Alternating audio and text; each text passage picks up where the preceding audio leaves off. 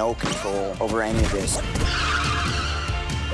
I make a decision, and then I wake up 3 years later with the consequences. I thought things were supposed to happen for a reason. Things happen for no reason at all, but they create opportunities. The question is, can you recognize that next opportunity when it matters the most? As long as I keep dreaming on, I keep dreaming. I keep dreaming on, I keep... Hey! Oh my God. That's the stalker! I've got a bomb! He's got a bomb! I got a bomb! It's fine.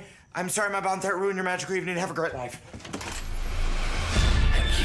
When We First Met is the Netflix time-traveling rom-com film that kind of came out of nowhere. I saw the trailer a couple weeks ago, and then this weekend I was on Netflix and it was on there, and I was like, heck yeah, let's watch this. I was pretty surprised by how good it was. The trailer made it look like it was going to be, you know, a straight-to-DVD type film, but Ari Sandel directed this, who directed The Duff, which I really liked, surprisingly, a couple years ago. And it stars Adam Levine and Alex Daddario.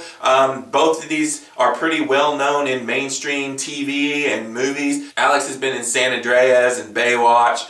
She's kind of been like a rock counterpoint here lately. And then Adam Levine, he's been in so many things. The Pitch Perfect movies, Modern Family. He was on that Comedy Central show a lot. So these are two pretty well-known actors and actresses, and the supporting cast was good here too. There was no real big names in there, nobody I really noticed that jumped out at me, but they were all funny. They did have Rami Amell, that you'll notice from Flash or The Duff. The movie overall, you have this character by Adam Levine. He meets this girl at a party. He instantly falls in love with her. They have a really good connection, and then he kind of gets put in the friend zone. And then it flash forwards to 3 years later. She's marrying another guy, and he is just heartbroken about it because he feels like he missed his chance with this girl. Anyways, he happens upon a time machine that sends him back exactly to the date they met, and you know, you have a very familiar story here where he's basically trying to change the past so that he ends up with her in the 3 years. Every time he changes something, then it jumps back to 3 years.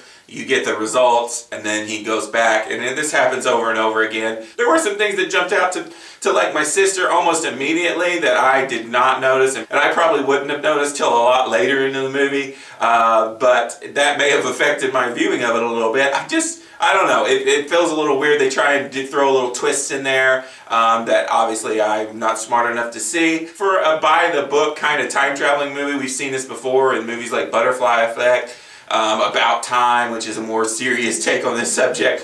It wasn't half bad. I laughed a lot. This has a lot to do with Adam Levine. He is hilarious in this movie. Just his facial expressions crack me up a lot of the times. And, you know, I didn't hate the two female leads in this movie either. They were pretty good. I just don't know how I feel about the whole twist. I feel like they could have done it a different way.